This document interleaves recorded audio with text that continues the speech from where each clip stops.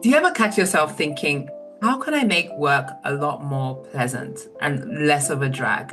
Like, how can I change the vibe to be more positive, more pleasant, and more productive? Well, spoiler alert, there's something that's super, super simple, a lot more simple than you think, and it lives within you. So grab your coffee, grab your pen, grab your notepad, and let's get into it.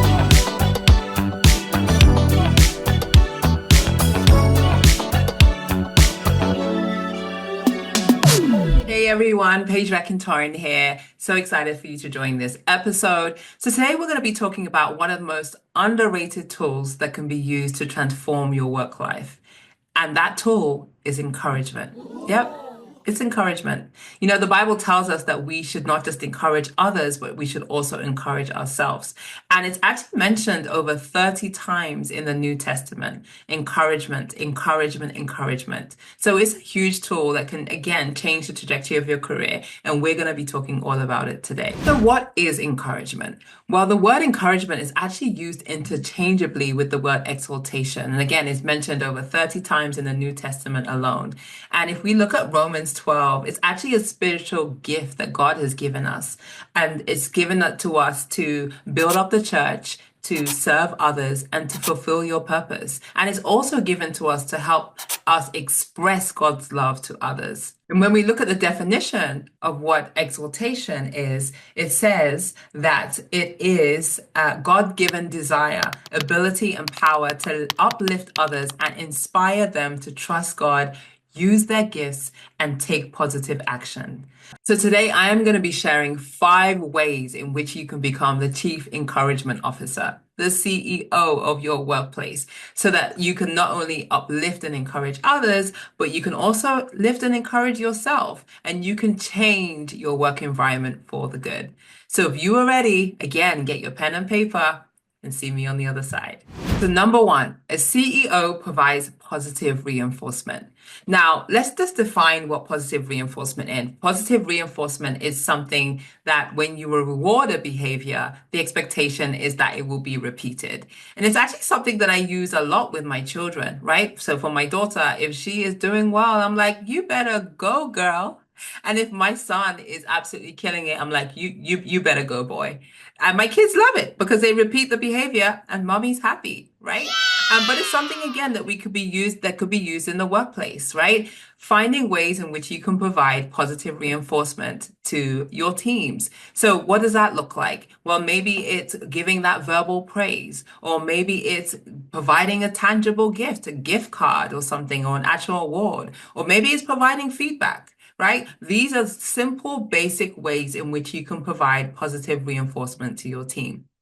And one thing I want to say, just to make sure you are making things balanced, because what you don't want to do is just bombard them with positive reinforcement, but not provide them with the constructive criticism or constructive feedback, I should say. So positive reinforcement, make sure you're doubling down on that, but also make sure that you are well-rounded and provide the positive feedback that they need to, constructive feedback that they need. So number 2 is a CEO strengthens others. Now, scriptures tell us that it's very, very important for us to strengthen others. And actually, if you look at the New Testament, Paul and Barnabas, who are honestly the chief encouragers, absolutely the chief encouragers. If you read through that the epistles and all that, you will see that they are chief encouragers. But anyway, that's besides the point. When you read through that, you'll realize that it's through their encouragement that a lot of the early church will actually strengthen. So God calls us to strengthen people through encouragement, right? Now, what does that look like? It could just be finding someone who needs encouragement, right? Look at your email, go through your messages, whatever your online messages, look at your cell phone from work and be like, who can I contact just to encourage, or who can I connect with to check in to see if they need encouragement? And lo and behold, I am pretty sure you will find someone who needs to be strengthened and who needs that encouragement. So I implore you today, pick up your phone, look at your messages, look at your emails, and find that person who needs an encouraging word, and strengthen them today. Number 3 is a CEO is authentic, right? You should not fake encouragement. You can, but you really shouldn't, right? Because remember, the purpose of encouragement is to express God's love to someone else. So if you're a Christ ambassador and you're representing the kingdom and you are lying, right? That is not the way to go. And I'll be honest, I have done it before, right? I'll give you an example. I'm sure many of you can attest to the fact, or maybe you've done this before, I should say. So, someone sends me a deliverable, maybe someone sends me an email and says I should review it, or I have them draft an email, they send it to me, or I have them make PowerPoint pages, whatever it is.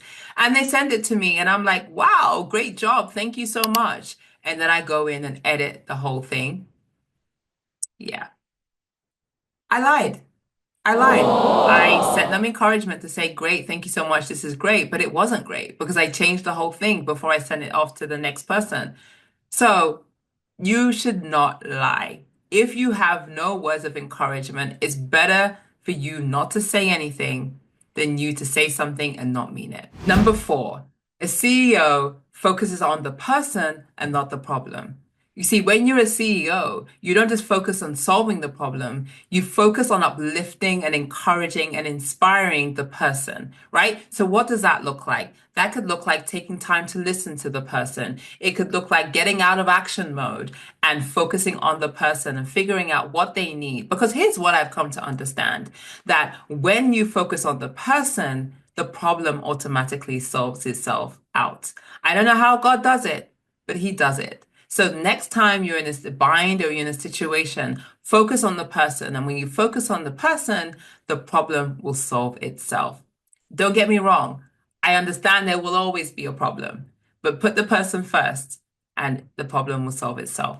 Number 5, a CEO is consistent in providing encouragement. Yep, it's not a one-time thing, folks. It's not a one-time thing. You got to keep on going. The Bible talks about how we should not stop, grow weary of doing good, but in due season we will reap a harvest. And so it's so, so important for us to keep on going, because guess what? As a kingdom ambassador, you are responsible for providing that dose of encouragement that that person needs. You are responsible for giving and providing and building the person up using faith-filled words. So I encourage you today to remain consistent. Don't just try it once, don't just try it twice. Make it a lifestyle. Find someone to encourage every day. And I'm telling you, when you do that, your whole career experience will change.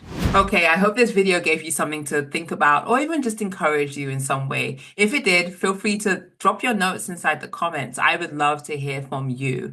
And also, if you haven't already, feel free to like and subscribe to this channel. On this channel, you can expect to see lots of different content, from weekly Bible studies to interviews with corporate leaders across the globe, and also just some short form content where I'm sharing tips and tricks to help you navigate the workplace as a believer.